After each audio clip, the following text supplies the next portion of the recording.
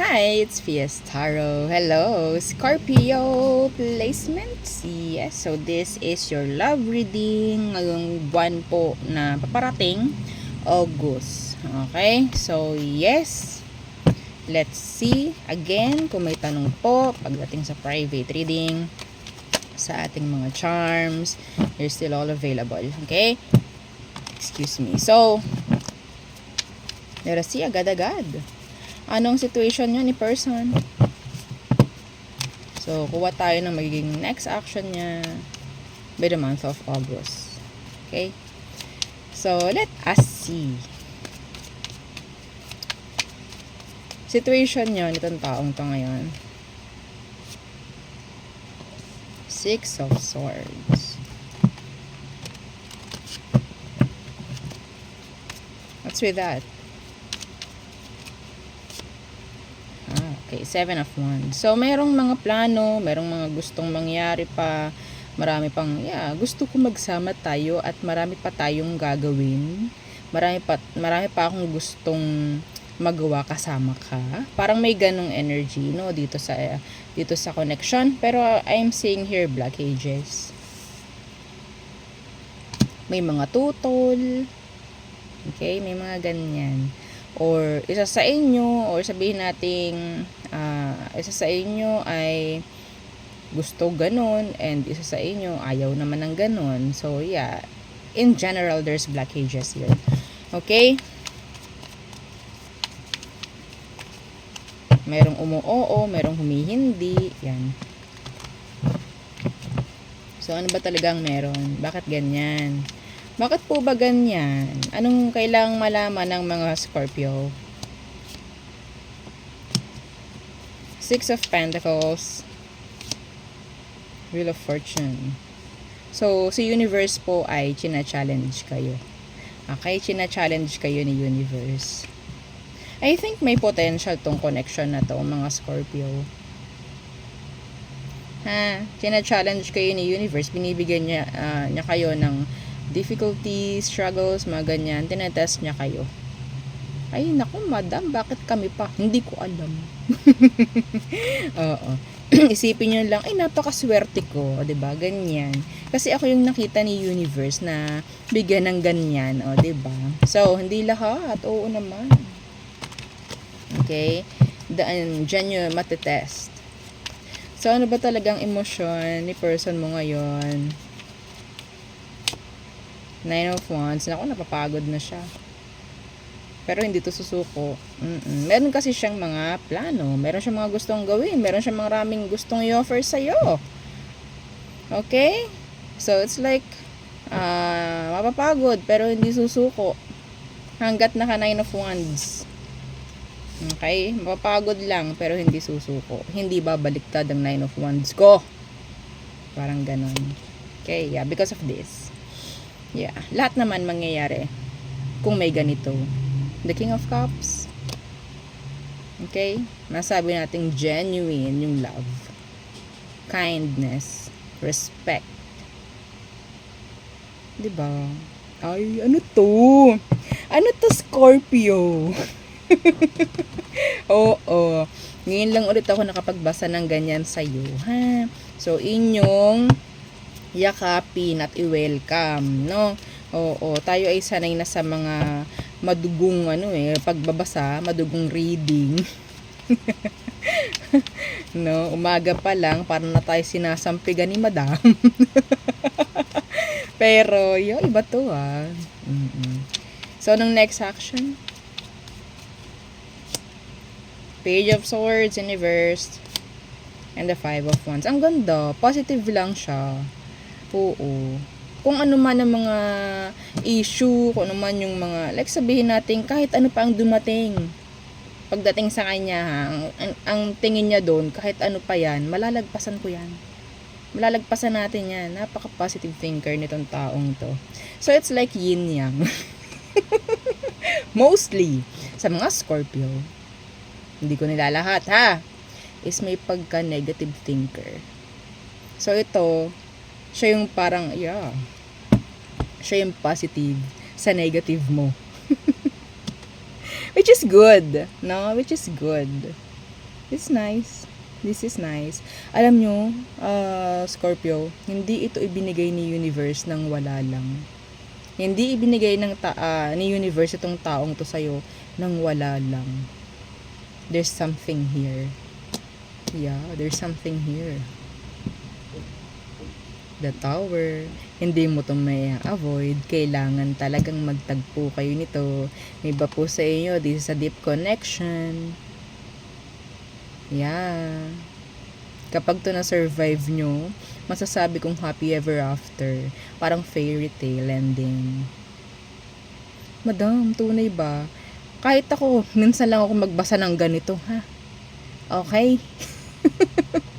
Minsan lang, once in a blue moon.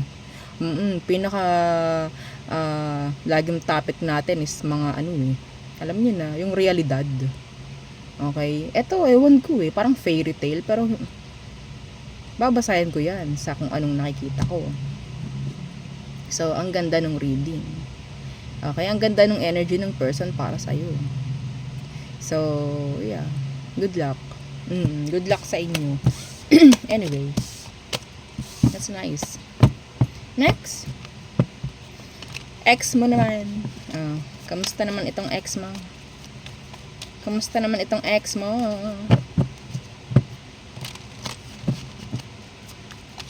Itong ex mo. Anong meron sa ex mo? Sino ito? Okay, yung seloso, selosa. The Six of Wands in reversed. Gusto siya lagi ang nasa spotlight. Siya lagi ang gaagawan ng effort. Seloso, selosa. Alam niyo yung alam niyo yung mahilig siyang manita. May pagkaganon siya. Okay?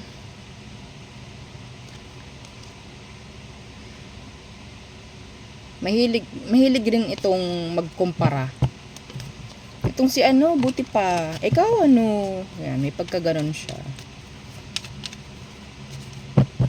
So, anong kailangan malaman ngayon dito sa ex mo? Anong meron sa kanya ngayon? Seven of Wands in reversed. Judgment. So, nasa loop. Nasa cycle siya. Okay?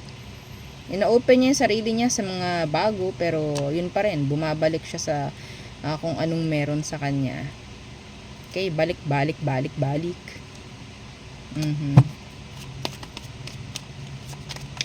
So, ano bang emosyon nito right now for you? Kung gusto mo pa ring malaman, ano pa ba? Meron pa ba?